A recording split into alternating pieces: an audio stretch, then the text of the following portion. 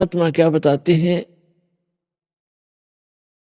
सतयुग में सत सुकृत कह टेरा, त्रेता नाम मुनींदर मेरा, द्वापर में करुणा में कहाया, और कलियुग नाम कबीर दराया। चारों युग में संत पुकारे, और कूक कहा हम हेल रे, हीरे माणिक मोती बरसे, ये जग जुगता डेल रे। पुण्यात्माओं, किसी भी महापुरुष का इतिहास आपको नहीं मिलेगा जो चारों युग के अंदर आए हों, और चारों युग से आगे की भी जो जिन्होंने जानकारी दी हो, और सृष्टि की रचना की जानकारी जिन्होंने दी हो, तो वो परमात्मा है जिसने अपने द्वारा रची हुई सृष्टि को ठीक ठीक बताया। क्या बताया है?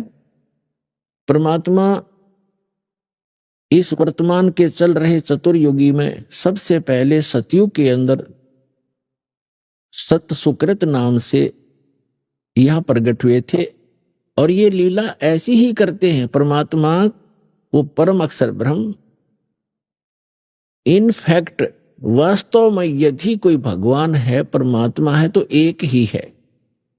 परमात्मा एक है, प्रभु अनेक हैं।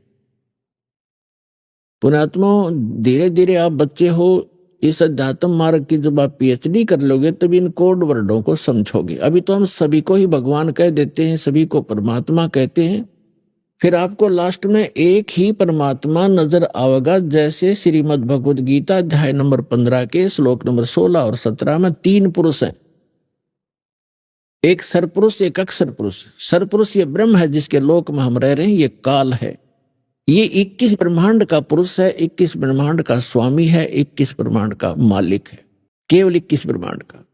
और एक ब्रह्मांड के अंदर ये पृथ्वी लोक, स्वर्ग लोक, पाताल लोक, ब्रह्मा विष्णु महेश के लोक, धर्मराय का लोक, निरंजन का लोक, और आगे दुर्गा का लोक, ये सारे मिलाकर एक ब्रह्मांड कहलाता। ऐसे ऐसे 21 ब्रह्मांड है, उनका प्रभु है, उनका स्वामी है ये ब्रह्म, लेकिन ये परमात्मा नहीं है, ये काल है। और 7 संग ब्रह्मांड का स्वामी है जो परब्रह्म, जिसको अक्षर पुरुष कहते हैं, तो वो भी स्वामी है 7 संग ब्रह्मांड का, लेकिन वो परमात्मा नहीं है। परमात्मा वो होता है जो श्रेष्ठ आत्मा हो। श्रेष्ठ आत्मा वो होता है जो किसी को दुख ना दे, सुख के अतिरिक्त उसके कोई विधान ना हो। तो वो परमात्मा सत्य पुरुष है जो असंग ब्रह्मांड का स्वामी भी है और परमात्मा भी है, वो सत्य पुरुष है। जैसे श्रीमद् भगवद गीता अध्याय नंबर 15 के श्लोक 16 और 17 में 3 पुरुष हैं, एक सरपुरुष, एक अक्षर पुरुष। सरपुरुष को हम काल कहते हैं, ब्रह्म भी कहते हैं, सरब्रह्म भी कहते हैं, और अक्षर पुरुष को अक्षर ब्रह्म भी कहते हैं और परब्रह्म भी कहते हैं संत भाषा में। और तीसरा जो परमात्मा, उसे परम अक्षर ब्रह्म भी कहते हैं, उसे परम अक्षर पुरुष भी कहते हैं, और उसको परमेश्वर भी कहते हैं, सत्य पुरुष। सत्य माने अविनाशी, पुरुष माने प्रभु, परमात्मा। तो ये जो तीसरे नंबर का परमात्मा है, इसके विषय में गीता अध्याय नंबर 8 के श्लोक नंबर 1 में अर्जुन ने पूछा कि भगवान, आपने गीता अध्याय नंबर 7 के श्लोक नंबर 29 में कहा है कि तत्ब्रह्म को जानकर और सारे अध्यात्म से परिचित और सभी कर्मों से परिचित केवल साधक जरा और मरण से छूटने का ही प्रयत्न करता है, संसार की किसी वस्तु को वो नहीं चाहता। तो वो ऐसा वो तत्ब्रह्म है। तो 8वें अध्याय के प्रथम मंत्र में गीता जी में पूछा है, किम तत्ब्रह्म, वो तत्ब्रह्म क्या है, वो कौन है वो तत्ब्रह्म?